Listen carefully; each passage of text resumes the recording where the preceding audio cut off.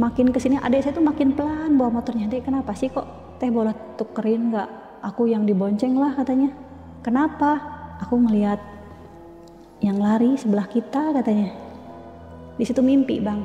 Teh nanti ada yang bakalan ngirim alamat rumah. Saya meninggal bukan karena takdir katanya.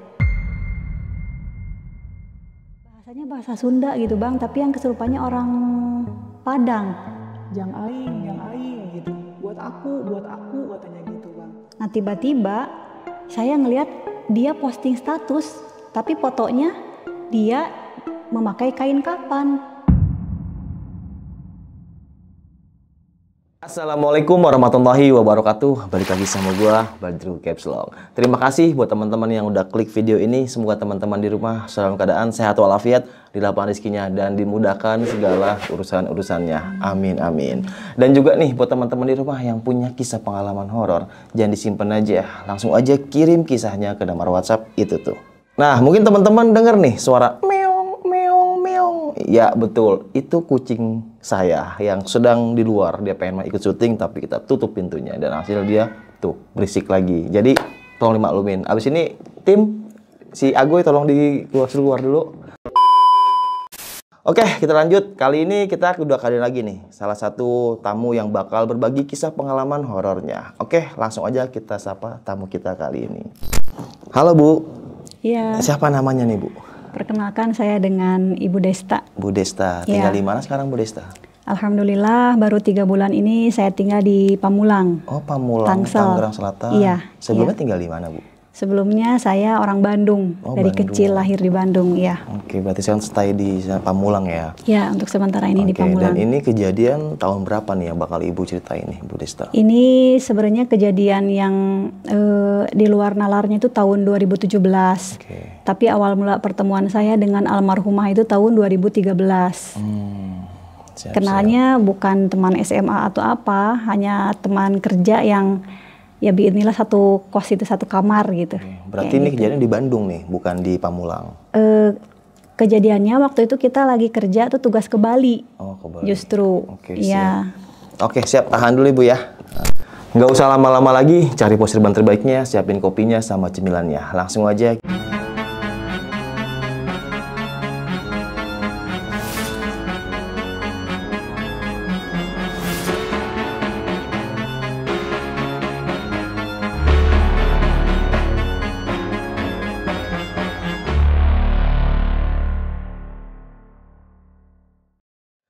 Gimana Ibu Desta, kisah pengalamannya nih Bu? Jadi kejadian kisah horor yang saya alami itu kurang lebih tahun 2013. Oke. Awalnya Januari Bang. Nah, saya tuh merantau sebenarnya kerja ke Bali. Oh, dari Bandung rantau ke Dari Bali? Bandung ya ke Bali. Kayak coba-coba peruntungan gitu maksudnya. Siapa tahu gitu di sana ada kemajuan. Iya. Sendiri saya di sana Bang. Hah, sendiri? Iya sendiri. Nggak bawa teman, nggak ada teman kerja pun nggak ada yang ikut. Iya, iya. Nah, ada tuh kan di sana tuh kos-kosan tuh emang iya 2 lantai. Di lantai 1 tuh ada 10 gitu ya. Nah di lantai 2 juga ada 10. Cuman yang di bawah tuh khusus untuk laki-laki. Nah yang di lantai 2-nya khusus untuk perempuan. Iya. Nah waktu itu kebetulan saya di kos-kosan tuh ya sendiri kan. Karena memang nggak ada teman. Nah baru masuk beberapa bulan ya saya sendiri aja gitu. Iya. Nah yang di sebelahnya tetangga saya itu kan sama tuh pekerja juga. Oke. Tapi memang tidak satu perusahaan. Akhirnya ada saudaranya ke sana Bang. Nggak bisa di sana tuh di kosan tuh kalau bertiga jadi kena cas lagi gitu Bang. Oh. Kalau berdua boleh, bertiga bayar lagi gitu. Iya, iya. Nah akhirnya mereka diskusi, akhirnya datang ke kamar saya. Teh boleh nggak ini saudara saya ikut nebeng kos di sini, nanti sharing gitu misalkan bayarnya berapa dibagi 2. Karena sip-sip kerja juga katanya kan beda, jadi nanti teteh nggak akan keganggu kalau malam dia nggak ada gitu kan. Iya, iya. Oh boleh, kata saya boleh.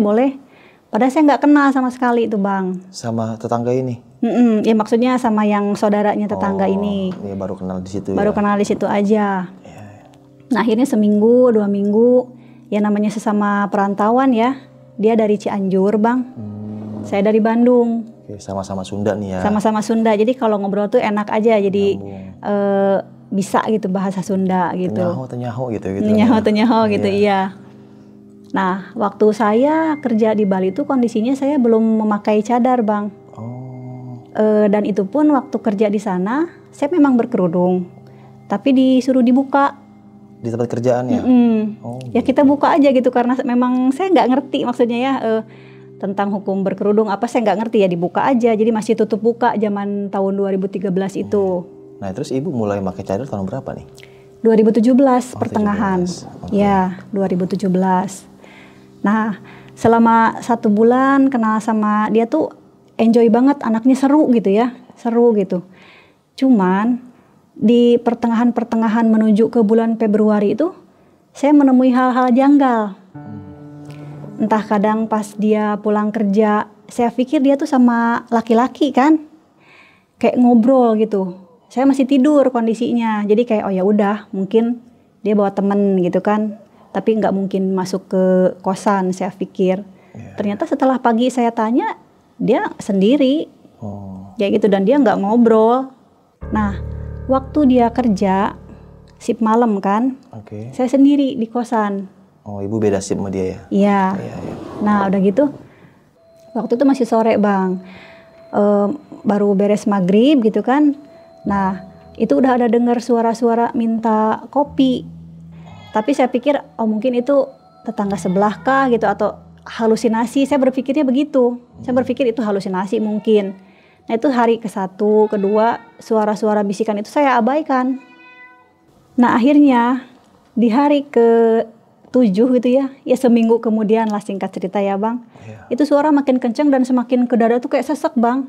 Maksudnya setelah seminggu ada suara itu lagi? Iya, jadi selama setiap hari tuh suara itu tuh dari mulai ba'da maghrib tuh sampai malam tuh terus aja minta kopi gitu.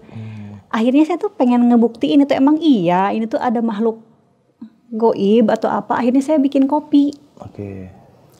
Ya seperti biasa kan, abis sholat maghrib gitu kan, kita kan nggak punya kopi nih Bang, ya beli aja dulu gitu ya. Nah kita seduh, kita simpan di dapur, di meja dapur Bang. Saya tuh jam 11 malam tuh masih bangun, saya intip tuh Bang, oh kopinya masih aman, masih segitu hasil seduhan saya gitu kan, masih tetap. Nah udah aja lupa, saya tidur kan, oh berarti ini hanya halusinasi, saya bilang gitu kan, halusinasi. 2:30 pagi saya kebangun Bang, pengen ke air kan, otomatis kan ngelewat ke dapur tuh Bang. Saya nggak ngeh itu kalau itu gelas ternyata tinggal ampasnya doang. Kopinya habis? Airnya, kopinya habis. Oh tinggal ampas. Ampas kan kalau kopi hitam tuh ada ampasnya ya? Iya. Ya kan? Itu ampasnya kayak kopi kering yang udah 3 hari nggak dicuci gitu Bang, gelasnya. Keringnya yang kering sampai keras gitu. Iya. Nah di situ saya langsung lari keluar, saya diam di teras sampai adzan subuh, saya nggak masuk lagi ke kamar karena kayak ngerasa takut itu kan, kunci saya yang megang, kunci cuma 1, nggak ada orang masuk, saya sendiri, kopi siapa yang minum. Saya mikir apa saya ngelindur gitu ya, tapi emang beneran takut. Saya diem di luar sampai menjelang subuh. Saya ikut sholat pun di kosan sebelah gitu, saking nggak mau masuk lagi ke kamar itu. Oh, tapi pas sampai kosan sebelah ibu cerita? Belum ke orang yang sebelah, karena saya pikir tuh kayak takutnya mereka jadi takut gitu. Jadi kayak akhirnya orang-orang tuh nggak mau ngekos di sana atau gimana kan. Saya juga masih bingung, ini tuh jin tuh bawaan teman saya atau memang penunggu di kosan. Karena kan sebelum yang ngekos sama saya bareng ada tuh nggak ada kejadian apa-apa. Kayak gitu, semuanya tuh normal aja gitu. Kayak gitu Bang.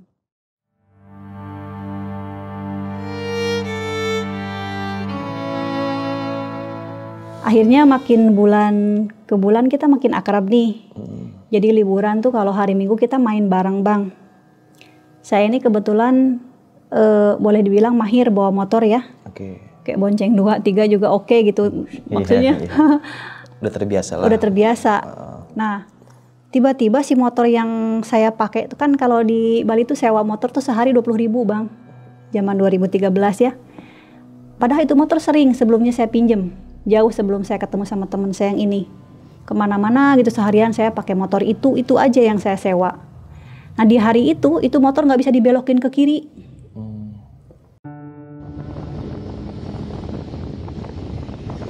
Nah pas saya tuh di depan tuh ada mobil ya, ada mobil yang seharusnya tuh kita belok kiri. Saya malah terus aja maju, nih kok nggak bisa belok kiri, nggak bisa belok kiri. Itu semua kita menjerit dan mobilnya yang banting setir. Nabrak itu? Mobilnya nggak nabrak. Kebetulan alhamdulillah di sana kondisi lagi kosong jalanan. Sayanya aja yang rem mendadak, langsung saya buang itu motor, langsung kita tinggalin gitu, saya loncat gitu.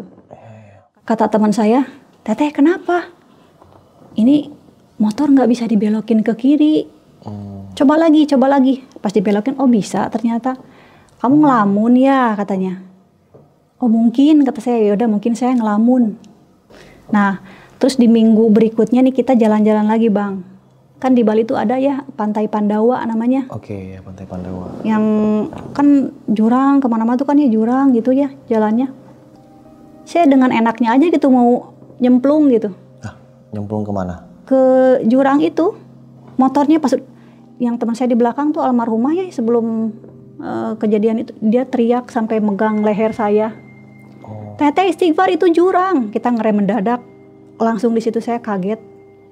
Perasaan jalan datar kok, kata saya. Udahlah. Dia juga nggak bisa bawa motor Bang. Lu minum dulu, nyari minum dulu aja katanya. Mungkin capek atau gimana gitu. Nah saya tuh akhirnya bertanya-tanya tuh ke diri saya, ini ada apa sih dengan diri saya gitu. Jadi saya nyalahin diri sendiri aja gitu. Nggak curiga ke beliau, nggak nuduh apa-apa atau gimana. Padahal di selang waktu saya pernah ngelihat dia tuh ada gumpalan hitam gitu di punggungnya tuh kayak ngikut. Ini apa, kata saya. Pernah waktu tidur ya namanya di kosan kan satu kasur kayak gitu kan.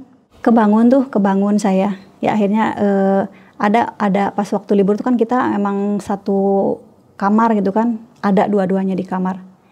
Bukan ngelindur tapi kayak yang kebangun terus tidur lagi gitu Bang. Pas saya bangun gitu ngelihat kita kok bertiga gitu. Kok kita bertiga, kata saya kayak gitu. Cuman saya tidur aja lagi. Karena kayak ini mah mungkin halusinasi saya. Saya selalu berpikir ini halusinasi. Ya akhirnya ya tidurlah. Cuman saya nggak pernah nanya apa-apa ke dia. Karena dia orangnya juga cuek banget Bang. Bukan tipe yang senang ngobrolin mistis atau apa, bukan. Iya. Justru saya yang lebih sering, ini kok gue ngerasain kayak gini ya, kenapa ya gitu. Lu mah terlalu banyak khayalan tingkat tinggi katanya gitu. Akhirnya kan kita nggak enak pas mau ngomong lagi tuh jadi malu kan. Iya. Nah akhirnya saya diemin aja, saya nggak cerita apa-apa lagi. Nah sampai akhirnya di lain hari itu Bang, saya kondisi memang lagi sendiri di kosan. Teman saya yang di kosan, yang sekamar saya lagi kerja.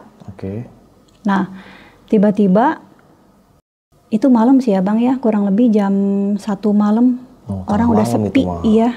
Udah sepi, udah tidur semua. Tiba-tiba ada yang menjerit. Bahasanya bahasa Sunda gitu Bang, tapi yang kesurupannya orang Padang. Orang Padang? Iya. Tapi bahasa Sunda? Bahasa Sunda. Jang aing gitu. Buat aku katanya gitu Bang. Iya. Kayak gitu. Ya akhirnya mau nggak mau kan semua yang tidur di sana pada keluar kan. Pada keluar, saya juga ikut ngeliat. Dia mata udah kebalik Bang. Gerakannya udah yang punggung tuh yang udah punggungnya udah yang melenting gitu Bang. Iya. Tadinya kita mau bacain ayat kursi atau apa ya. Karena di sana penjaga kos-kosan tuh bukan Islam ya. Akhirnya dibacain apa yang agamanya mereka kan. Oh ya agama Bali lah sih. Iya agama Bali kan. Gak mempan. Akhirnya saya minta izin. Beli boleh nggak saya ikut baca doa tapi sesuai kepercayaan saya bilang. Oh boleh katanya. Saya cuman pegang kakinya, saya cuman baca ta'udz ya, a'udzubillahi minasyaitonirrajim, bismillahirrahmanirrahim. Baca ayat kursi, terus saya tekan si kakinya tuh bagian ini saya tekan terus ya saya tekan. Yuk bangun yuk, kata saya. Bangun yuk, ini bukan kamu, yuk bangun yuk. Habis itu dia menjerit, nangis, pingsan Bang. lama itu pingsannya. Tapi nggak meracau lagi, nggak kayak orang kesurupan lagi, udah pingsan. Tapi nggak ada interaksi waktu itu, Bu? Enggak, dia bahasanya cuma satu. Apa? Yang aing gitu, buat aku gitu. Kayak gitu. Iya. Udah, nah kejadian itu udah dianggap ya sudahlah, mungkin dia kesambet lah atau apa. Jadi kita nggak menghubungkan apapun serentetan kejadian-kejadian horor itu dengan kejadian hari-hari yang berikutnya nanti saya akan alami itu enggak. Ya kita berpikirnya polos aja. Oh ya udah itu kesurupan. Oh ya udah saya ngalamin hal-hal goib, udah pikirannya berhenti aja sampai di situ. Jadi nggak mengkaitkan apapun gitu, Bang. Iya. Nah sampai akhirnya kurang lebih saya 3 atau 4 bulan, 3 bulan setengahan lah ya di Bali. Saya habis kontrak. Nah teman saya yang satu kamar ini juga pengen pulang. Oh, yang orang Cianjur ini? Iya, yang orang Cianjur ini karena kayak ngerasa gimana ya Teh, aku di sini sendiri juga nggak seru katanya. Tapi kan kamu sayang kerja di sini, kontrak belum habis kata saya. Ya udah, saya mau pulang dulu katanya, mau minta dulu uang gitu ya buat pulang gitu, mau minta ini ke mamah, minta ongkos ke mamah gitu. Nah saya dengar kalimat dia minta ongkos ke mamah, saya akhirnya bertanya-tanya. Saya berpikir kan biasanya orang merantau tuh nyari uang banyak, Betul. terus buat ngirim ke ibunya. Iya. Nah pada akhirnya saya tahu gitu, wah ternyata ini tuh anak orang kaya. Teman saya ini bukan orang yang butuh uang gitu kerja di sana, hanya sekedar ya udahlah. Gabut mungkin. Gabut ya. Gitu, iya. Gokil ya kerja gabut. Nah akhirnya kan pulang nih, dia bilang gini, Teh, rumah saya itu kan jauh banget di Cianjur. Dari Cianjur ke rumah saya itu jaraknya bisa sampai 6 jam lagi. Sementara kita ini udah jam 3 baru nyampe Bandung di Bandara Husein kan. Oh, naik pesawat? Iya.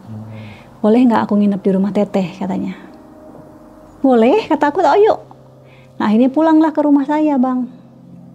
Nginep 2 hari kalau nggak salah. Ketemu sama mama saya. Nah kebetulan mama saya tuh sama saya, peka juga kayak gitu. Nah dia bilang, ini anak nggak ngerasa apa dia diikutin katanya. Diikutin gimana maksudnya mah? Ya udahlah dibahasnya jangan sekarang, katanya nggak enak. Kita ngomongin tamu gitu kan, takutnya dia kesinggung gitu kan. Iya. Nah akhirnya udahlah berlalu, Bang. 2 hari kemudian tuh kita anterin dia ke tempat bis ya. Dia pulang ke Cianjur. Berarti dari Bandung sendirian dia? Iya. Oke. 2013. Udah tuh di sana saya melanjutkan kehidupan saya di Bandung. Dia melanjutkan kehidupannya di Cianjur. Nah saya dengar kabar tahun 2015 itu dia kerja lagi ke Jambi. Jadi senang berpetualang aja, senang kerja ke tempat-tempat yang jauh gitu, Bang. Nah semenjak saya nggak ketemu sama beliau, nggak ada tuh Bang kejadian-kejadian yang aneh kayak gimana. Jadi maksudnya hidup saya normal lagi aja gitu kayak biasa ya. Nah terakhir saya tahu dia itu awal 2016 itu katanya kerja ke Sabang. Oh Sabang, jauh banget ya. Kata saya kok makin jauh gitu kan. Makin jauh. Iya nih pokoknya target pengen keliling Indonesia aja katanya gitu. Tujuannya tuh pengen tahu budaya-budaya Indonesia aja katanya gitu. Nah di pertengahan tahun 2016 masih komunikasi kita, Bang. Dulu belum WA ya, dulu BBM ya, Bang. Teh aku sakit katanya gitu. Pulang, kata saya tuh, pulang, yuk mau dijemput. Terlalu jauh Teh ke Sabang katanya. Sakit apa kata saya. Nggak tahu, ini kaki bengkak, tangan sama wajah semua bengkak katanya. Kalau kata dokter aku kena biri-biri gitu ya. Apa namanya? Biri-biri gitu ya. Cuman tiap malam Teh lewat maghrib ini kondisi aku mencekam katanya. Suasana di kosan tuh serem katanya. Kalau bahasa Sunda mah keeng gitu, Bang. Seremnya gimana nih? Jadi dia kayak ngerasa ada yang nemenin, tapi sosok yang dia sendiri dia nggak ngejelasin secara detail, Bang. Keeng gimana maksudnya, kata aku. Nggak tahu teh, kayak ada yang nemenin aja, tapi dia kayak mau nyelakain aku katanya. Ya udah tuh telepon orang tua kamu, kata saya. Ya udah tunggu aku sembuh banget, tunggu kaki kempes dulu, habis itu aku mau pulang katanya. Nah, terakhir dia bilang mau pulang tuh kan 2016 pertengahan. Nah dari situ udah nggak ada komunikasi sama sekali. Biasanya kan kita suka stalking tuh di Facebook, dia suka update apa gitu kan. Terusan BBM juga suka posting dia apa, enggak. Sama sekali enggak. Lose kontak aja. Nah tiba-tiba di awal Januari 2017 saya ngelihat dia posting status, tapi fotonya dia memakai kain kafan.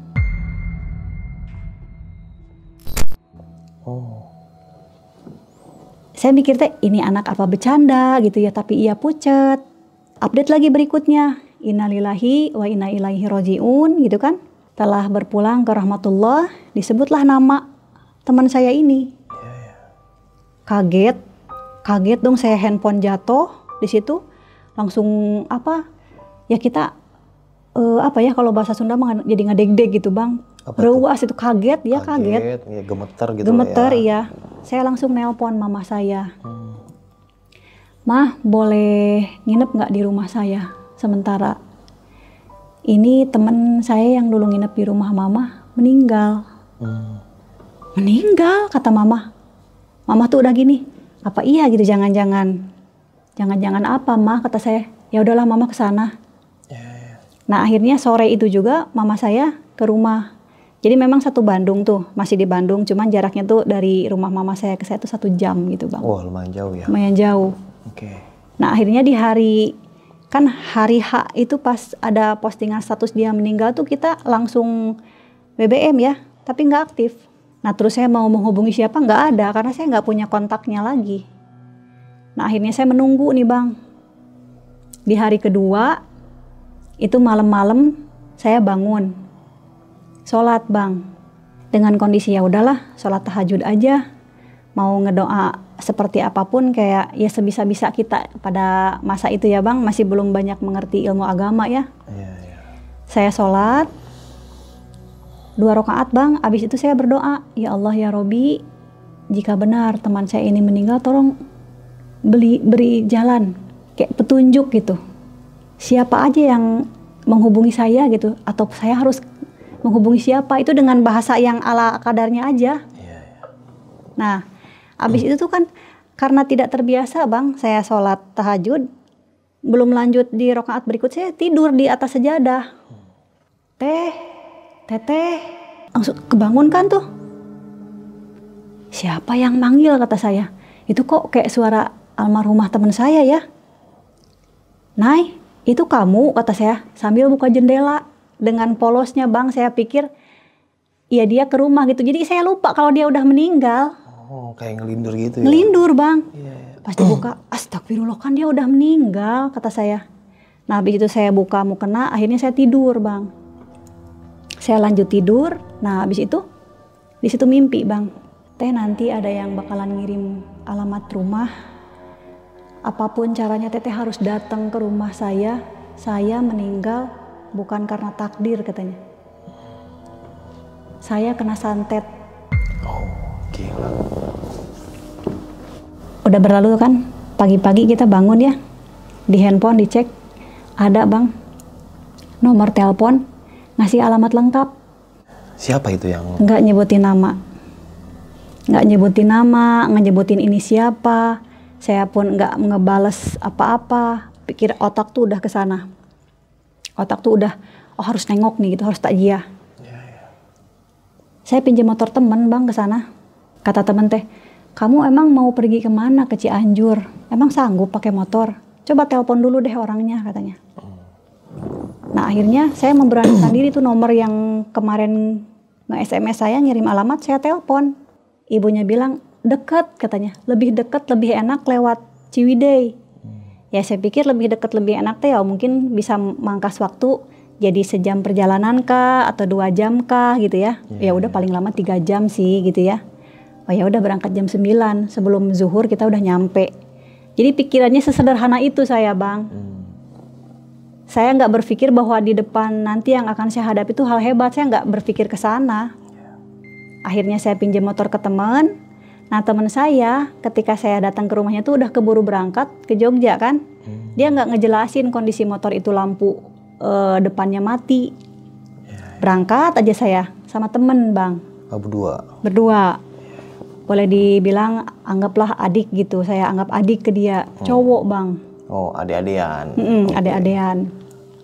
Antar yuk, kata saya tuh kemana? Ini alamatnya, kata saya. Aduh, saya nggak pernah tahu katanya alamat ini. Pokoknya kata ibunya, tanya aja patokan-patokannya. Nah, orang-orang dari udah tahu siapa beliau katanya. Oh ya udah, aman. Ya, akhirnya berangkatlah kita dari jam 9. Jam 9 tuh kita berangkat.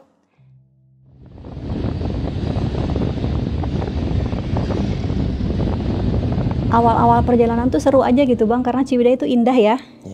Ya adik angkat saya yang bawa motor kan. Seru aja gitu, Bang, seperjalanan sejam, 2 jam itu seru aja. Kita tiap nanya ke orang, oh belok kanan. Ya kita ikutin belok kanan. Jadi waktu itu, Bang, 2017, mungkin saya belum paham Google Map mungkin ya, atau memang sudah ada gitu ya? Udah ada. Tapi saya nggak pakai. Nggak familiar sampai sekarang. Iya, nggak familiar sekarang. Jadi hanya tanya ke warga aja, warga. Sampai akhirnya saya melewati laut gitu, Bang. Panjang gitu perjalanan laut, udah yang kayak udah mulai pesimis nih, Bang. Kok ini udah mau 4 jam nggak nyampe-nyampe, saya bilang. Gimana dek, balik lagi aja yuk, kata saya, udah pegel nih, mana lapar kan. Teh udah nanggung teh, kalaupun kita balik lagi 4 jam lagi kita ke rumah keburu sore katanya. Gimana dong? Ya udah kita istirahat dulu lah. Nah akhirnya kita istirahat, Bang. Di situ tuh ya apa ya, boleh dibilang kotanya mungkin ya. Di kotanya gitu ada ATM, ada apa? Ya ada pasar kayak gitu, cuman kecil. Nah akhirnya kita istirahat, di situ kita minum, kita makan, akhirnya lanjut perjalanan. Nah dari yang habis kita melewati perjalanan sepanjang jalan laut itu, nah kesana-kesananya tuh hampir hutan semua, Bang. Laut apa? Sukabumi atau apa? Yang kesannya tuh Cidaun ke Garut. Oh, daerah Garut. Iya, kesananya ke Garut. Terus kalau kesininya tuh ya akhirnya ke daerah perbatasan Cianjur itu. Oh iya, laut selatan berarti ya maksudnya ya. Laut selatan. Cuman lautnya bukan tempat hiburan gitu, Bang, karena ombaknya tuh bergemuruh besar banget gitu kan. Nggak ada yang rekreasi di sana, nggak ada gitu. Nah akhirnya ketemulah perkampungan. Mulai jalan-jalan ada pemukiman warga tapi sedikit, Bang. Jadi jarak itu satu rumah ke rumah yang lain tuh jaraknya itu sampai 2-3 kilo gitu, Bang. Itu jam berapa itu sampai situ, Bu? Nah itu kan baru pertengahan jalan ya. Kurang lebih kita di sana tuh nyampe jam 1, Bang. 1 malam? Siang. Oh siang. Karena kan berangkat kita dari jam 9 pagi ya. Itu pun kita bawanya tuh nggak ngebut sih, Bang. Maksudnya masih dalam batas wajar, kita masih sempat minum dulu, makan dulu gitu ya. Nah akhirnya kita melewati, disebut hutan juga bukan karena memang tidak terlalu banyak pepohonan, tapi memang di sana nggak ada rumah sama sekali, Bang. Itu 1 jam perjalanan kosong, nggak ada rumah sama sekali. Di situ saya udah mulai pesimis. Dek, kita buang aja yuk motor, kata saya. Udah kita lari aja. Itu saking kayak udah gabut luar biasa gitu karena perjalanan kok nggak nyampe-nyampe gitu. Akhirnya pas di persimpangan jalan nih udah di alamat tersebut kan ada jalan tuh lurus atau belok gitu kan, kita nggak tahu ya. Kita nanya lah ke orang yang ada di pinggir jalan. Bu, maaf Bu, kita mau ke alamat ini.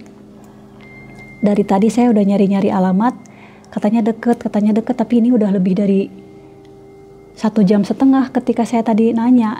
Oh ini mana yang ke bawah aja udah, nggak usah ngerasa jauh atau masih lama, udah tinggal ke bawah aja turun katanya gitu. Nah itu kan jalan raya tuh yang kita lewati itu kan serem, Bang. Nah ini pas kita turun lagi, rumah dia tuh di bawah bukit Jadi di bener-bener di tengah-tengah hutan tuh ada pemukiman warga. Lumayan banyak Bang, ada lebih dari 100 rumah di situ. Nah, di situ pun jalannya tuh nggak diaspal Bang. Ya ala kadarnya aja jalan. Dibikin jalan dari tanah gitu, tapi emang udah mengeras gitu Bang. Cuman cukup buat satu mobil. Jadi kalau ada mobil di atas nih yang di bawah nggak boleh dulu naik. Kayak gitu. Nah, akhirnya pas kita turunnya tuh subhanallah Bang, terjalnya luar biasa gitu. Saya bilang, ini anak kok rumahnya kok gini amat gitu. Pantesan dia bilang, waktu dulu ya, waktu kita masih kerja, gue nggak betah teh tinggal di rumah katanya. Ya mungkin seperti itu keadaannya kan memang di tengah hutan gitu. Iya, di pelosok lah ya. Pelosok banget gitu. Nah akhirnya pas saya turun tuh, dari jalan raya atas ke bawah tuh, pas nanya tuh pas banget rumahnya. Rumahnya tuh kurang lebih mau 3 lantai tapi belum selesai gitu Bang. Gede banget gitu rumahnya, dia punya toko. Saya berpikir, oh iya ini bener ya, dia ternyata orang kaya, anak orang kaya gitu. Ibu permisi ibu, apa benar ini alamat rumah ini gitu kan? Oh iya bener katanya gitu. Yuk masuk. Nah ketika bilang yuk masuk itu, horor dimulai Bang. Gimana tuh? Kita masuk tuh kan Bang, masuk lewat samping rumah kan. Jadi rumah yang pintu utama tuh nggak dibuka. Kita lewat samping, pas baru saya masuk ke, jadi kita ngelewatin dapur dulu Bang. Itu ada angin hebat yang ke saya gitu Bang. Jadi saya kayak yang kejengkang gitu, tapi ngerasa, oh ya udah mungkin lelah gitu Bang. Udah oleng banget kata saya. Saya pikir ibunya mau nyambut saya dengan baik ya. Dia malah bengong. Di situ kan banyak keluarganya tuh. Setengah jam kaget. Jadi semua keluarga tuh ngeliat saya tuh aneh. Kayak, ini siapa katanya. Saya temannya almarhumah putri ibu. Memang anak saya punya teman yang berkerudung katanya. Iya bu, saya temennya. Waktu dulu kata saya, kita kerja di Bali, memang nggak lama bu. Tapi silaturahim kita tetap terjaga. Nah habis itu langsung berdiri, langsung meluk. Nangis lah sejadi-jadinya itu mamahnya. Alhamdulillah si teteh ternyata punya teman yang berkerudung katanya. Punya teman orang baik katanya. Maaf bang, bukan maksud saya ingin meninggikan, bukan ya. Cuman mungkin kita nggak pernah tahu waktu semasa hidupnya beliau bergaulnya dengan siapa aja, kita nggak pernah tahu ya. Tenang mama kalau kayak gini katanya. Yuk duduk yuk akhirnya. Nah kan hari itu tuh baru hari ketiga meninggal, otomatis suasana berduka tuh masih kental ya. Iya masih berasa lah. Masih berasa. Jadi uaknya yang dari luar kota masih ada di situ bang. Semua masih komplit. Nah akhirnya keluarga yang lain tuh nyiapin makanan apa ya buat menjamu kita mungkin ya. Nah saya duduk tuh bang di bawah bang. Karena kursi itu semua disingkir-singkirin di sana masih menggunakan apa ya, jadi ada tahlilan, masih ada tahlilan. Nah mamahnya itu ngomong terus gitu kan, ngomong terus. Saya pikir teh ini kok suara ibu makin kesini kok makin nggak kedengeran. Oh mungkin saya capek. Saya kan disuruh ayo minum gitu kan. Saya cuma muter-muter air doang, ngelap-ngelap air baru mau ditusuk. Tek gitu udah langsung saya nggak inget di mana-mana lagi bang. Katanya saya kesurupan. Kesurupan? Iya. Itu mata saya ketika ini kata adik saya ya. Teh, mata teteh langsung merah. Suara teteh berubah. Kerudung teteh jambak, dibuka. Terus teteh bilang gelap, minta dinyalain lampu sama minta selimut. Dingin bilang kayak gitu. Nah, terus itu lama itu saya kesurupan. Ya kata orang-orang yang ada di sana kan. Kata ibunya setelah saya sadar bilang gini, "Mah, teteh ini meninggalnya bukan meninggal sakit. Teteh ini nggak punya penyakit tumor. Karena memang orang tuanya bilang dia meninggal karena tumor gitu kan. Tapi pan di CT scan di apa tuh bang, nggak ada. Teteh sebenarnya belum waktunya meninggal mah. Teteh nggak mau meninggal, belum waktunya. Terus aja katanya saya meracau seperti itu. Oh, iya. Jadi ibu tuh kemasukan sosok dia. Iya. Mungkin Korin atau apalah itu. Almarhumahnya itu arwahnya masuk ke saya, kesurupan. Nah terus saya tuh antara sadar dan tidak kan emang pengen berontak gitu, pengen bangun gitu ya. Cuman kayak alam bawah sadar kita tuh ketarik terus gitu. Getarannya tuh kenceng banget. Nah tangan kiri saya nunjuk-nunjuk terus ke sebelah kiri. Orang itu nunjuknya ke sebelah kiri terus. Kayak gitu. Siapa katanya, siapa sebenarnya, memang siapa yang nyantet teteh di sebelah kiri mah, rumahnya di sebelah kiri mah. Terus ngomong terus begitu, rumahnya sebelah kiri mah, terus aja ngomong kayak gitu. Nah akhirnya dipanggil lah Ustadz. Mungkin udah mulai kelihatan saya lelah mungkin ya, dikasih air, diusap, diminumin, dibangunin gitu saya.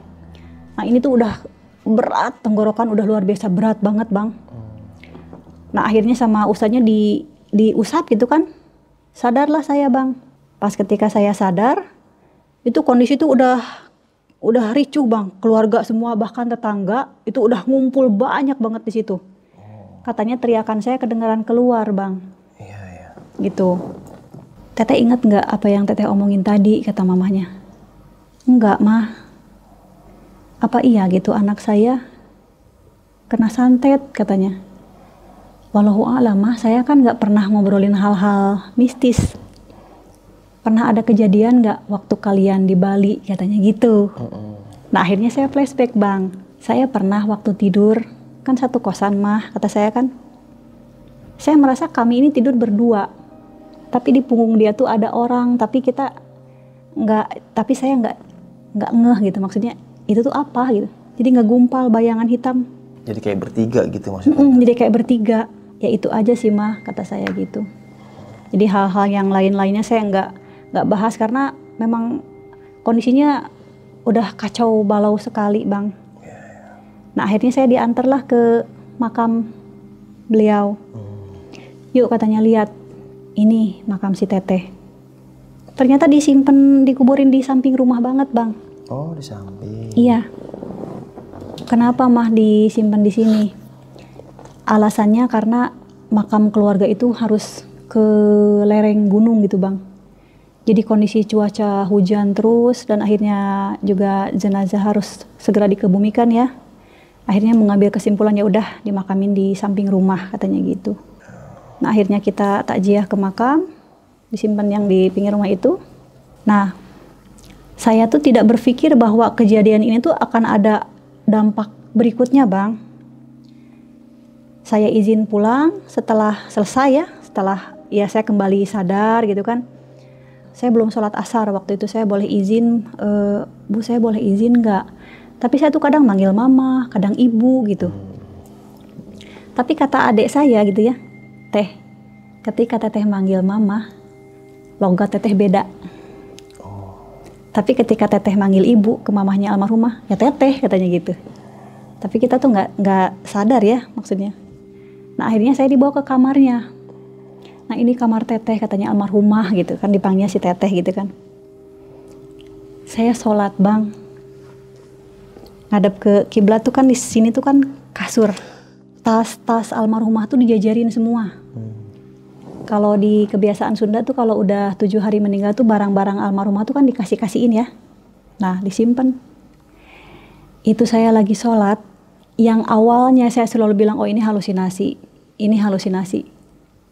Bang itu tas bergeser bang.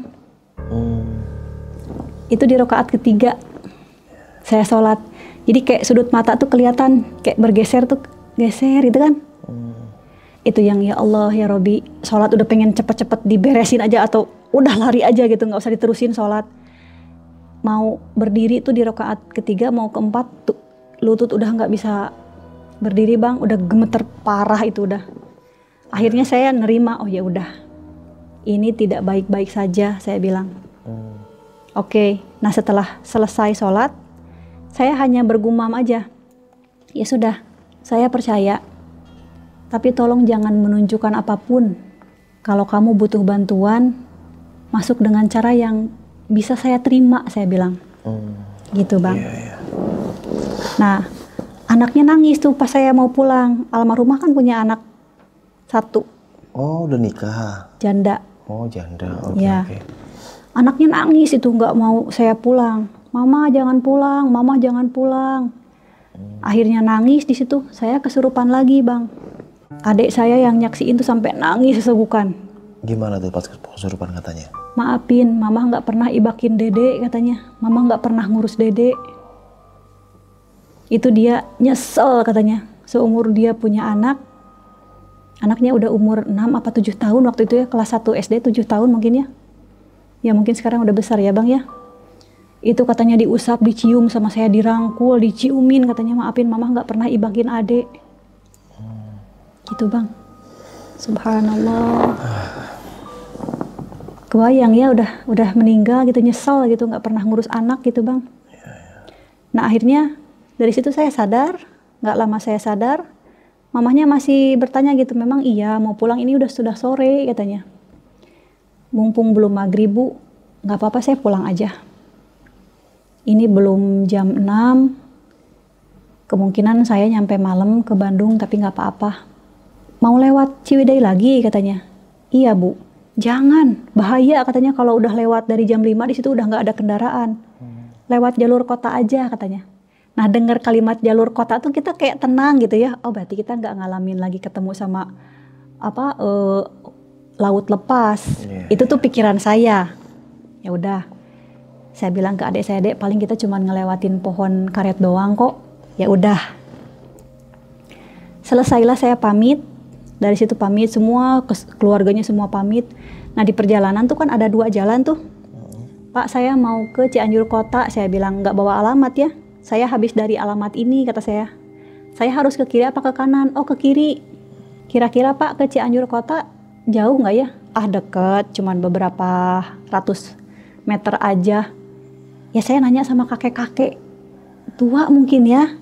Namanya kakek-kakek udah pikun mungkin. Dalam hati alhamdulillah mungkin ini lebih dekat. Ternyata Bang, saya pamit kurang lebih tuh jam 5 sore. Nyampe ke rumah tuh jam 3 pagi Bang. Nyampe Bandung? Iya. Oh. Nyampe Bandung jam 3 pagi Bang. Itu jalan ngapain aja? Kok bisa lama kayak gitu? Kan awal berangkat saya nggak tahu kalau itu motor mati lampu Bang. Jadi kan otomatis cuma rating kanan kiri tuh yang bisa kita mainin ya. Jadi pencahayaannya tuh cuman redup aja gitu, lampu jauhnya nggak nyala, lampu utama nggak nyala Bang. Nah, saya ngitung Bang sepanjang jalan itu kurang lebih ada 7 atau 8 kecamatan. Kecamatan ini gitu kan. Itu di perjalanan, adik saya yang tetap masih bawa motor. Tapi kita masih tetap bawa motor tuh nggak ngebut-ngebut Bang. Karena masih kayak ini arahnya kemana ya, kan kita awam. Iya. Nah di situ Bang, kita melanjutkan perjalanan ya. Makin kesini adik saya tuh makin pelan bawa motornya. Dek kenapa sih kok? Jadi akhirnya saya jengkel kan. Teh boleh tukerin nggak? Aku yang dibonceng lah katanya. Kenapa? Aku ngelihat yang lari sebelah kita katanya. Lah kamu mah, itu mah kecapean kali kata saya. Seriusan teh udah nggak enak, ini pundak nih udah berat banget katanya. Dia bawa motor tuh udah terus miring-miring terus Bang. Ya udah saya yang bawa. Itu sepanjang perjalanan Bang, nggak ada lagi tempat buat kita kayak ya istirahat lagi lah gitu, minimal 1 jam kemudian istirahat, nggak ada Bang, hutan belantara semua. Saya kan masih di sini nih, tapi di depan tuh udah kedengeran suara. Apa ya ada orang gitu kata saya. Jadi yang ketawa tapi jarak jauh gitu Bang. Udah yang subhanallah, itu yang astagfirullah, saya ya Allah ya Rabbi ini gimana. Kalau kita putar arah balik lagi ke rumah almarhumah, itu sama Bang, perjalanannya tuh masih pasti bakalan 6 jam lagi ke sana gitu. Iya. Makin gelap lagi kan. Akhirnya saya maju terus Bang. Nah itu kan kalau saya lihat sekilas tuh kan dari kejauhan tuh pohon Bang. Pohon dari sini ya mungkin ada yang daun-daun yang nembus gitu kan. Setelah saya deketin Bang, rambut tubuhnya di sini, rambutnya menjuntai di sebelah. Ya segelap-gelapnya kan masih ada cahaya bulan kan Bang. kelihatan kan itu menjuntai rambut.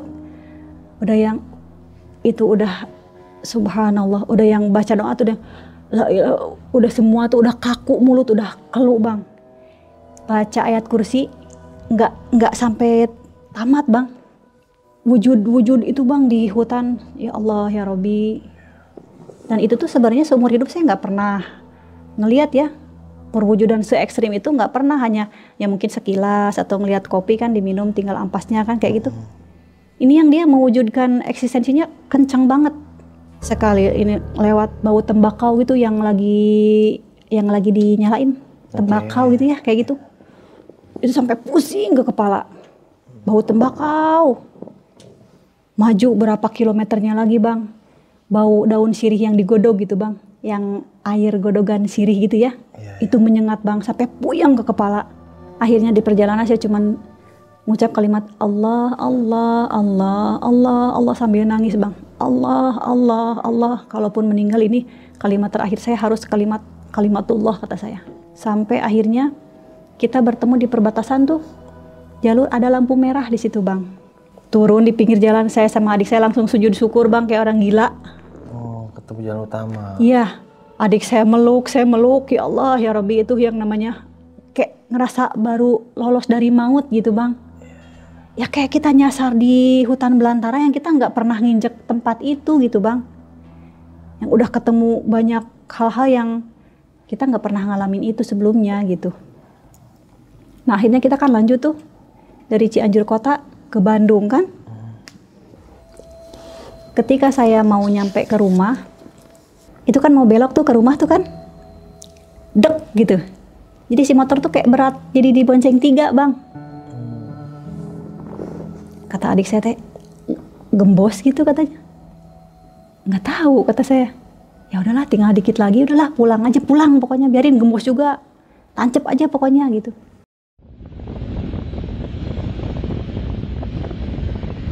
Saya di situ kan belum sholat tuh Bang. Kan nggak ada masjid, nggak ada apa ya. Jam 3 pagi tuh saya sholat maghrib sama isya Bang. Anak saya yang sekarang kan udah 9 tahun. Nah dulu kan masih kecil ya. Lagi tidur kan sama mama saya. Sama saya dibawa Bang, digendong, tidur di kamar depan. Tidur aja. Jam 3:30 gitu kalau nggak salah, apa jam 4 ya Bang ya, pagi. Dia kebangun. Pas ngelihat saya, langsung dia nangis kejer. Nggak mau bobo sama teteh. Langsung dia dorong-dorong dada saya Bang. Nggak mau bobo sama teteh, langsung nyakar-nyakar. Mama saya langsung masuk tuh. Kenapa kata mama saya? Nggak tahu, dia nggak mau tidur sama saya mah. Ya udah. Kamu mungkin harus disterilin dulu katanya. Udah bobo aja sendiri. Nah akhirnya saya sampai menjelang subuh kan, saya tidur sendiri Bang. Nah akhirnya jadi indikasi bahwa oh ini ada apa-apa tuh adanya di anak saya. Anak kecil mungkin penglihatannya masih suci boleh dibilang kayak gitu ya. Lebih peka ya anak Iya kecil lebih ya. peka. Bunda tetehnya suruh pulang, Dede nggak mau ada teteh. Bunda tetehnya suruh pulang, Dede nggak mau ada teteh katanya gitu. Nah akhirnya kita jadi bertanya-tanya kan. Saya datanglah ke teman saya yang bapaknya Ustadz. Pak, anak saya ini nggak mau tidur sama saya, ini udah beberapa hari kata saya setelah kejadian saya pulang dari almarhumah ya. Udah dibikinin air, diminumin, diusapin ke wajahnya. Kamu juga kalau mau bertindak, nanya dulu sama orang tua katanya. Ya memang saya sudah menganggap beliau guru ya, beliau sudah almarhum gitu. Kamu tuh udah terlanjur basah katanya. Mau nggak mau harus ngadepin hal ini. Ya kita makin bingung Bang. Maksudnya apa? Maksudnya apa Pak kata saya. Pulang aja dulu kamu sekarang pulang katanya. Akhirnya malam berikutnya Bang saya mimpi. Almarhumah ini masuk ke dalam mimpi. Teh, tolong bilangin ke mama, saya pengen keluar. Saya pengen keluar. Saya ini diikat katanya jadi kayak ada teralis besi kayak penjara gitu Bang. Saya pengen pulang katanya gitu. Nah saya ngelihat di dalam mimpi itu kayak pohon bambu, tahu nggak sih Bang? Bambu yang banyak daun-daun kering gitu. Nah dia di situ. Satu orang satu Nah di sampingnya lagi ada lagi satu orang satu. Banyak dari mereka tuh teriak-teriak minta pulang. Pagi kan kita bangun nih bang, udah kita anggap itu mimpi kan. Pas saya buka pintu keluar, bang, depan rumah daun-daun pohon bambu itu berserakan bang di teras. Saya rumah tuh di komplek yang gak ada pohon bambunya. Itu berantakan depan tuh. Parah bang. Banyak. Itu kan depan rumah saya paling cuman ada pohon mangga tuh. Ya kita kan tahu ngebedain pohon mangga daunnya kayak gimana kan. Nah dari situ saya ngomong ke mama, mas saya mimpi. Di dalam mimpi itu begini, yang tadi saya jelasin ya. Ini ada daun. Oh ini mah udah nggak bener kata mama. Coba telepon dulu lah, telepon mamahnya katanya.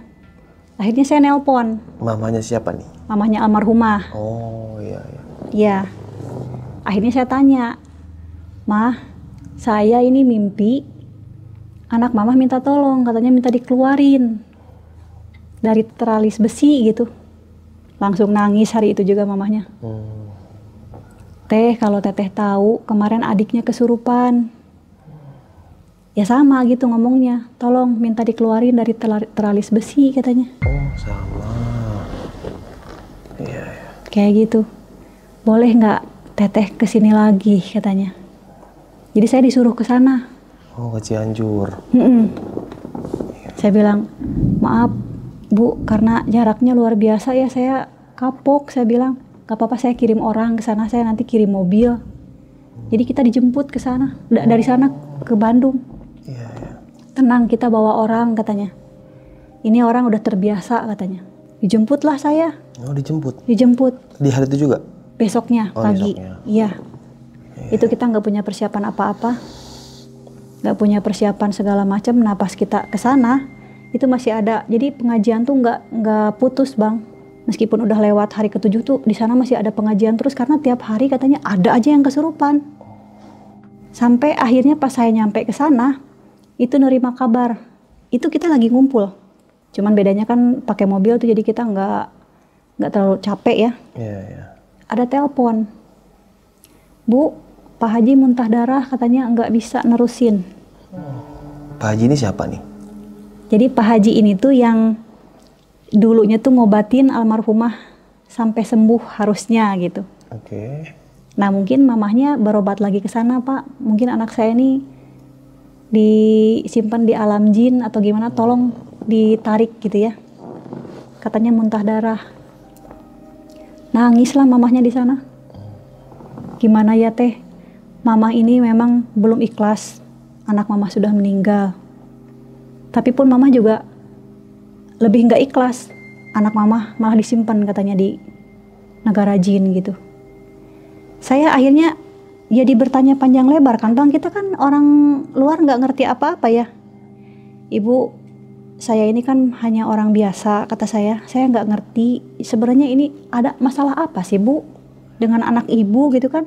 Nah akhirnya saya mau nggak mau ngejelasin lah kronologi waktu kami di Bali itu banyak kejadian hal-hal aneh, termasuk yang ada kesurupan itu. Jang aing gitu. Nah akhirnya mamahnya terbuka dari situ bang. Jadi ceritanya ini beberapa tahun yang lalu katanya ada perseteruan keluarga. Uaknya mamahnya ini yang berarti udah tua dong. Punya tanah tuh di atas, di jalan utama. Jadi ini tanah uaknya, ini tanah mamahnya, nah ini tanah uaknya lagi gitu. Ngerti nggak bang? Oke. Jadi tanahnya dia tuh di tengah-tengah. Nah yang uaknya mau dijual, tapi yang beli tuh pengen semua gitu. Oh iya. Gitu ya. Nah yang ini nggak mau dijual tuh karena memang mau ngebangun ruko gitu. Nah akhirnya berseteru lah. Itu udah lama katanya sebenarnya. Dan sering kejadian. Muncul ular, kalajengking di rumah. Karena bapaknya almarhumah itu punya ilmu kanuragan katanya. Jadi kampung itu udah tahu dia tuh kuat, kena bacok juga gitu bang. Jadi ketika masuk santet tuh nggak kena ke bapaknya. Iya. Nggak kena ke ibunya gitu.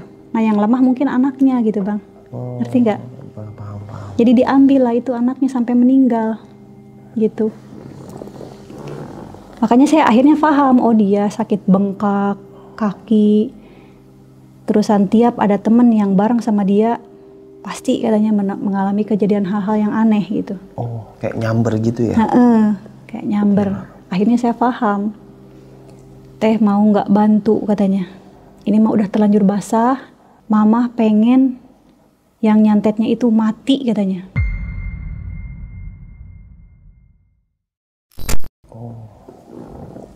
Saya cuman nunduk aja gitu. Ibu minta begini ke saya, ibu pikir saya ini apa gitu kan. Ini nanti malah makin kisruh, saya bilang. Coba hatinya tuh diredakan dulu gitu.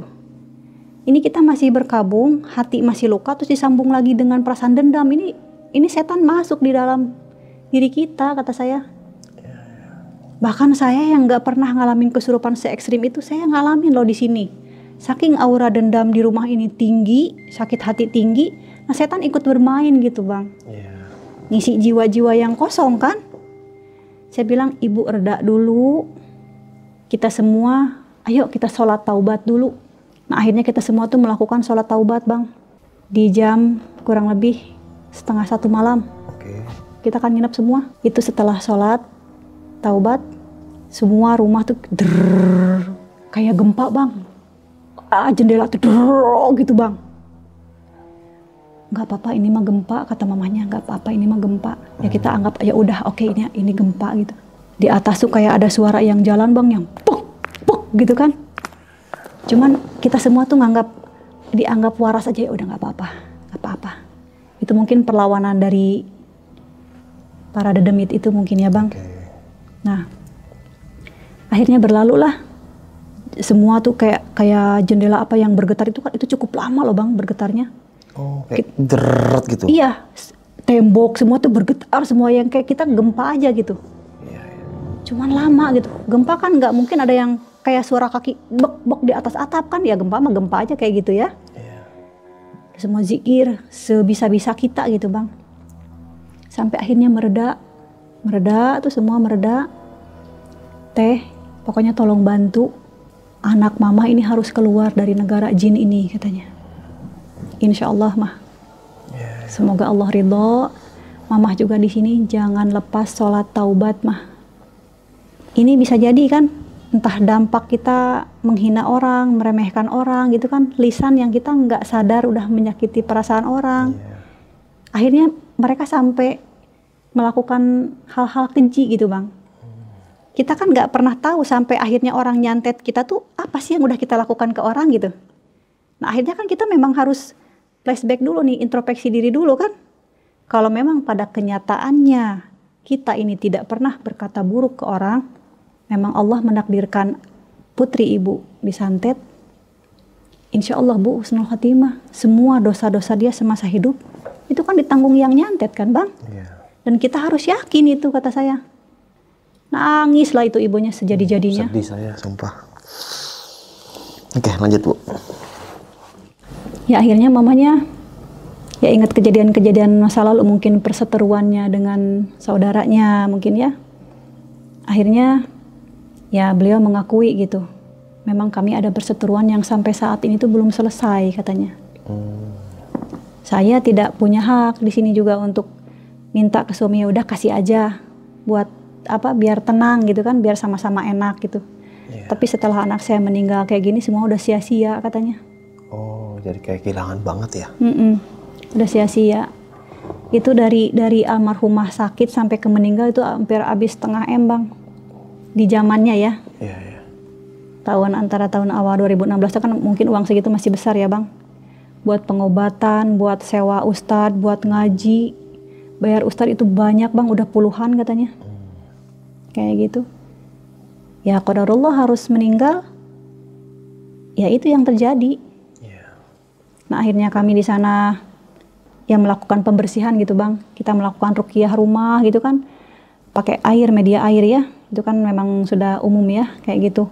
Kita baca Al-Quran, zikir bersama sampai pagi itu mah, sampai pagi. Nah, akhirnya kita pamit kan bang. Saya pikir udah selesai. Udah gitu. Saya pamit, saya pun jarang komunikasi lagi dengan ibu almarhumah. Nah, kejadian yang ekstrimnya justru muncul di rumah kami, Bang. Yang di Bandung ini? Iya. Oke, Itu saya udah nggak pernah ke Cianjur lagi. Itu terakhir yang waktu saya rame-rame dijemput pakai mobil kan. Iya, iya. Nah, saya tuh ternyata pas ketika saya ke Cianjur, kondisi saya tuh lagi hamil. Oh, lagi hamil? Iya, tapi saya nggak tahu, Bang. Kayak gitu. Jadi pas saya lagi tidur kok perut tuh kayak ada yang narik gitu, kayak ada yang narik, Bang. Seharusnya kan kalau mau keguguran kan pas waktu kejadian ekstrim saya berkendara itu kan hebat ya. Iya, iya. Harusnya kan kegugurannya dari situ. Ini enggak. Nah pas tidur, apa sih ini kok merasa ada yang narik gitu kan, ada yang narik berat gitu. Nah sampai akhirnya pendarahan hebat, sampai akhirnya dilarikan ke rumah sakit, besoknya dikuret. Oh, dibersihin Iya ya? dibersihin karena kata dokter teh ibu ini sebenarnya janin sudah hampir 2 minggu sudah mati di dalam. Saya nggak sadar Pak. Ya mungkin dari kejadian itu tuh udah melemah mungkin ya. Nah akhirnya dibersihkan, dikuret, saya bed rest di rumah. Itu kan kondisi lagi sakit berat Bang. Abis dikuret terus saya kan memang punya histori penyakit juga kan. Oke. Saya bangun tidur, kok saya pengen gini-gini gitu Bang. Jadi kayak pengen meliuk-meliuk. Kayak gini-gini terus. Saya teh kenapa saya gini-gini ya? Saya teh terus gitu-gitu Bang. Terus lidah teh terus ngejulur terus. Tapi saya sadar. Saya nolak. Allahu Akbar, ini kok gini ya? Jadi kayak ke dapur juga pengen ngesot gitu Bang. Ini udah nggak bener kata saya. Nah saya nelpon teman saya yang bapaknya Ustadz itu kan. Ke rumah kata saya. Ini saya kok ngalamin kayak gini. Ayo bawalah ke rumah bapaknya. Bapaknya malah senyum. Kalau bahasa kita mah, balik lagi lo ke sana gitu kan. Balik dari mana kali itu? Panus dicarek. Nah kayak gitu kan. Iya Pak, karena kita nggak enak gitu harus nolong orang. Kan kudu aya kapasitas kemampuan nolong orang juga katanya. Saya cuma disuruh ngadep ke depan itu kan, beliau di belakang. Ini kan punggung saya nih Bang. Cuma digini, seret begitu doang dengan bacaan beliau ya, dengan bismillah, dengan kalimat-kalimat. Ini dari sini Bang, seret. War Bang, air liur ular tahu yang air liur yang lengket gitu Bang. Oke. Itu hijau, segala macam warna keluar Bang. Ngalir gitu aja. Wah, keluar itu semua keluar. Yaudah, keluar katanya, keluar. Kamu nggak berhak menempati tubuh orang ini.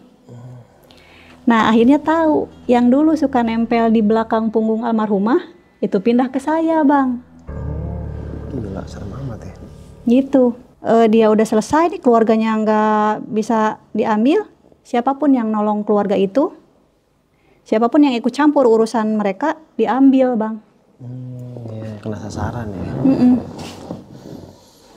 Dah saya pulang. Malamnya gitu lagi Bang.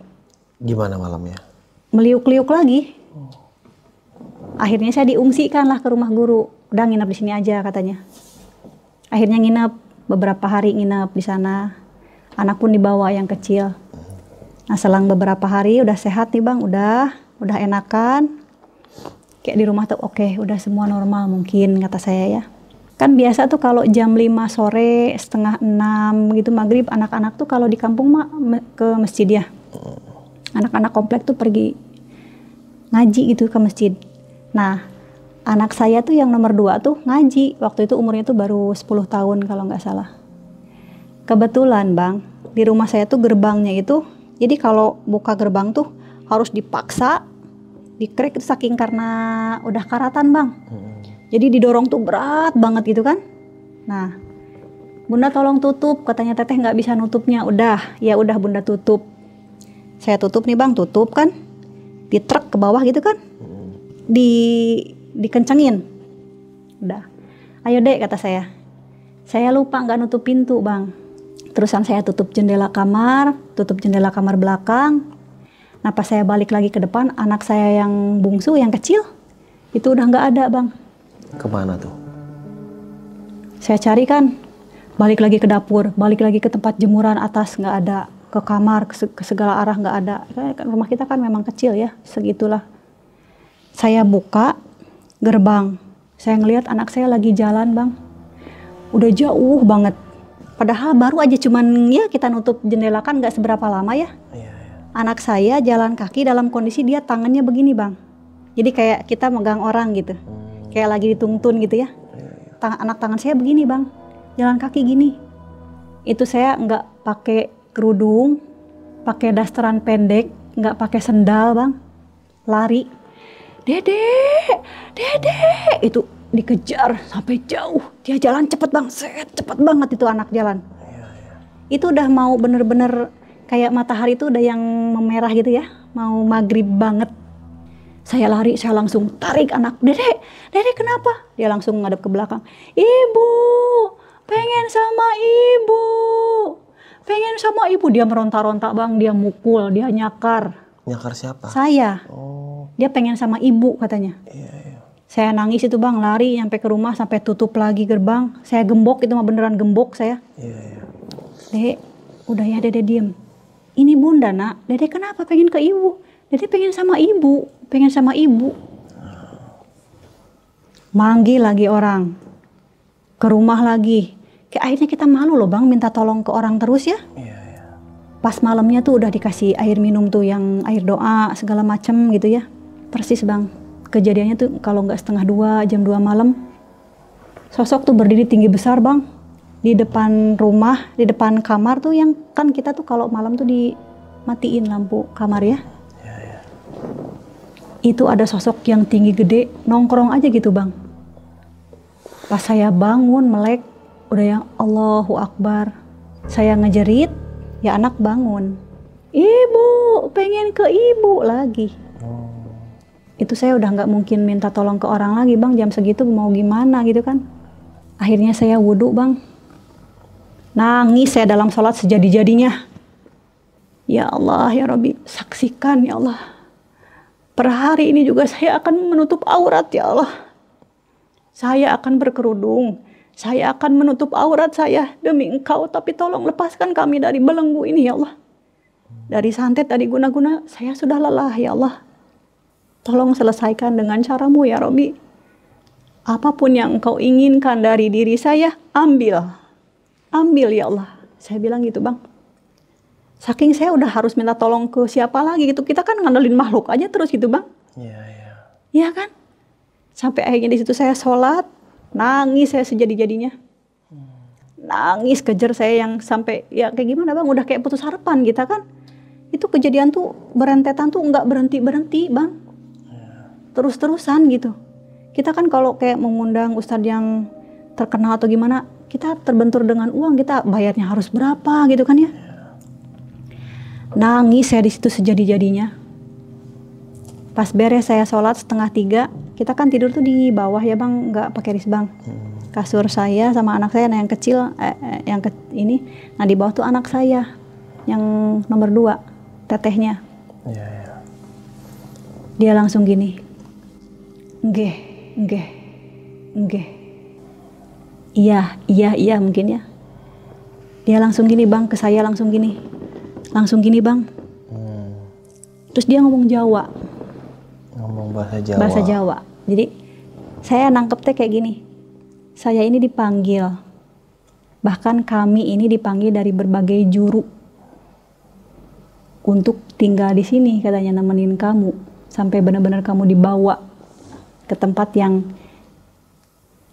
disuruh dedemit itu dibawa ke tempat yang almarhumah gitu. Oh jadi ibu kena sasaran ya? Serem ya. Saya akan mundur katanya. Saya akan mundur. Tapi taruhannya juga saya pasti hancur katanya. Itu seberes saya sholat taubat bang. Udah yang kayak udah harus minta tolong siapa lagi nih. Udah malu bang. Mama udah pulang karena terlalu lama kan tinggal di rumah saya kan. Ada juga urusan gitu orang tua. Nangis saya sejadi-jadinya. Ya Allah, ya Rabbi, ini hanya Engkau yang berhak ini melepaskan semua tali ikatan jerat santet ini, hanya Engkau. Orang lain tuh nggak ada yang mampu kecuali Engkau ya Allah. langsung ngadu ke pusat gitu istilahnya Bang. Iya, iya. Dan dari situ saya benar-benar berikrar ke Allah, apapun yang kau mau ya Rob, dari diri saya ambil. Ternyata Allah menginginkan saya menutup aurat gitu Bang. Oh, sampai akhirnya ibu pakai cadar juga. Iya. Oh, iya, iya. Sampai akhirnya ya sudah. Saya menutup aurat saya Bang. Iya. Kayak gitu. Subhanallah, luar biasa. Aduh, ngeri banget ya. Nah dari situ ya saya rutin aja gitu mendoakan almarhumah. Saya mulai Bang belajar untuk membaca Al-Quran secara tartil gitu Bang ya. Saya benar-benar menyempurnakan amalan agama saya. Semua syariat itu perlahan saya amalkan satu persatu gitu Bang. Meskipun pada kenyataannya kita nggak pernah luput dari dosa ya Bang. Iya, manusia. Ya. Nah semenjak dari itu, alhamdulillah. Jadi keadaan di rumah tuh semua tuh normal kembali. Jadi suasana tuh nggak mencekam lagi gitu Bang. Semua tuh jadi normal, tenang. Alhamdulillah dari pihak keluarga itu juga nggak ada yang nelpon. Nah di akhir saya terakhir itu sekali-kalinya lagi mimpi. Oke. Almarhumah tuh bilang gini, Teh, alhamdulillah sekarang aku udah ketemu sama nenek. Jadi maksud tuh nenek yang udah meninggal mungkin ya. Sekarang aku udah nggak kedinginan lagi. Sekarang aku udah nggak takut lagi katanya. Sekarang aku udah nggak ada di teralis besi yang menakutkan lagi. Sekarang aku tenang. Ya namanya dalam mimpi gitu, saya meluk ya. Oh ya udah kata saya gitu. Tapi pas ketika saya bangun, saya kan tahu tuh aroma minyak wangi beliau. Oke. Ya namanya sahabat kan tahu parfumnya. Iya, wanginya kayak apa ya? Iya. Itu Bang di sini Bang di baju daster saya yang saya pakai bangun tidur. Full itu. Parfum dia banget. Tapi saya nggak ngerasa pakai parfum apa-apa, namanya orang mau tidur ya. Nah pas bangun tidur itu saya nangis di situ. Ya Allah ya Robi, ternyata hal-hal gaib itu ada gitu ya Bang. Terusan kejadian yang saya rasa luar biasa itu sebenarnya ibroh bagi kita semua gitu. Kita nggak bisa Bang ketika mengalami hal-hal hebat itu terus mengandalkan makhluk gitu Bang. Sementara kan yang apa istilahnya robnya kita tuh ada gitu. Kita nggak usah harus minta jalur ke siapa dulu. Tinggal membuka tangan Bang, menengadahkan tangan, nangis aja udah. Allah kasih. Itu Bang. Merinding Alhamdulillah itu. Oke. Terakhir saya mimpi dan nggak pernah bermimpi apapun lagi sampai detik ini. Nah Bu Desta, pas selama Bu Desta merantau ke Bali waktu tahun 2013 ya, waktu itu ya. Itu ibu udah nikah atau belum nikah? Itu kondisi sudah nikah Bang. Oh udah nikah. Cuman saya minta izin untuk tugas gitu ya ke luar pulau ke suami itu ya kurang lebih 3 bulan saya bilang kayak gitu. Ya diizinkan sebenarnya sih Bang meskipun kondisinya konflik ya namanya udah menikah gitu. Iya. Saya akhirnya ke sana mungkin ya suami juga hatinya tidak 100% izin. Ya akhirnya agak berat ya. Agak berat ya akhirnya saya dipertemukan dengan hal-hal yang luar biasa mengerikan. Berarti ibu gitu, 3 bulan di Bali itu. Ya, nah selama lebih. 3 bulan sama almarhum nih Bu ya. Ini almarhum ini ada suatu hal yang kayak aneh ya sih. Misalkan dia sering muntah darah kah? Atau udah sering ngomong sendiri kah? Selama dia tinggal bareng Bu Desta ini. Justru enggak Bang. Justru enggak. Saya enggak semenjak dia bilang semenjak dia ketemu sama saya, dia udah nggak sakit-sakitan, gitu. Dulunya dia pernah sakit berat katanya, paru.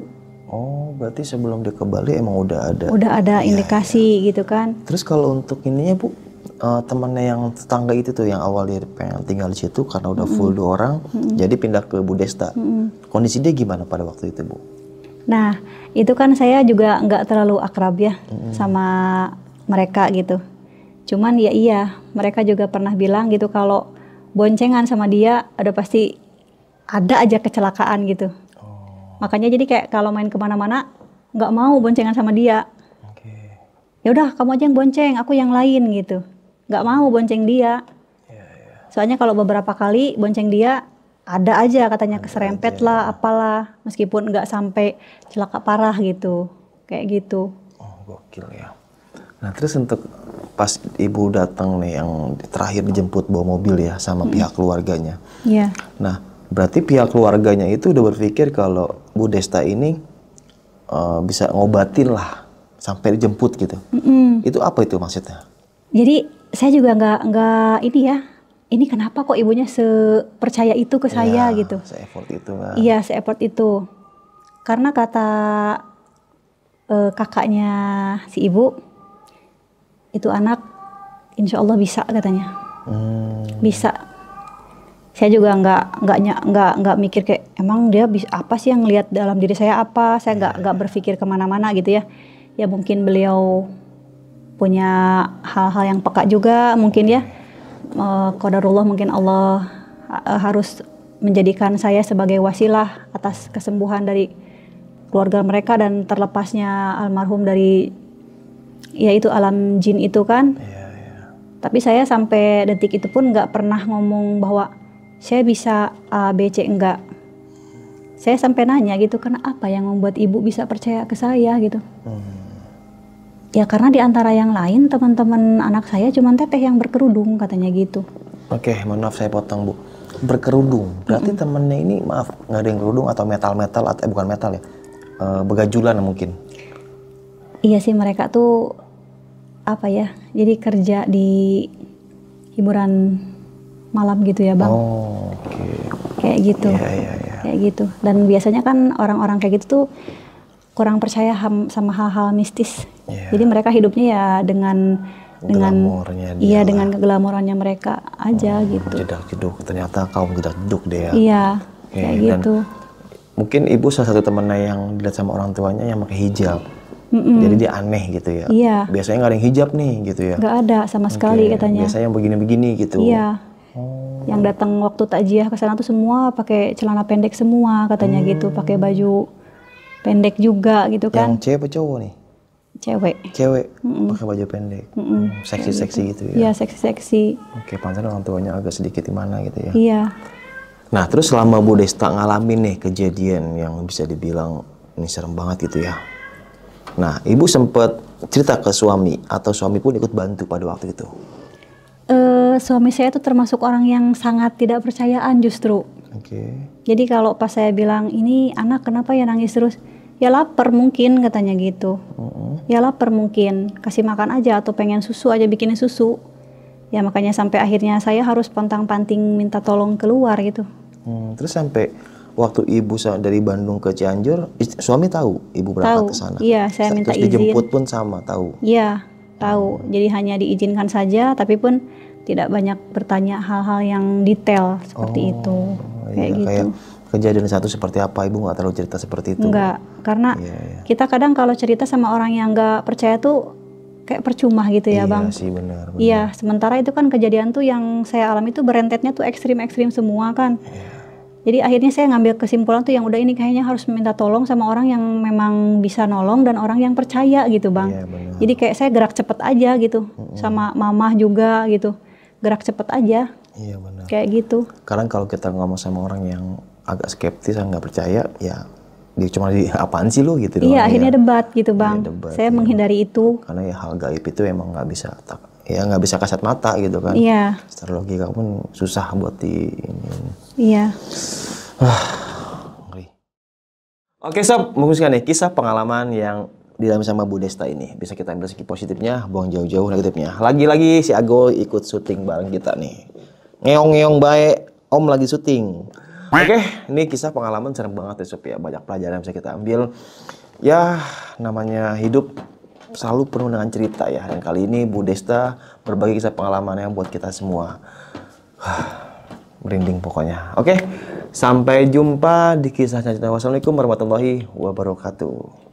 Bu, makasih banyak ya Bu ya. Sama-sama. Ayo kita sapa penonton di rumah lagi. Dadah.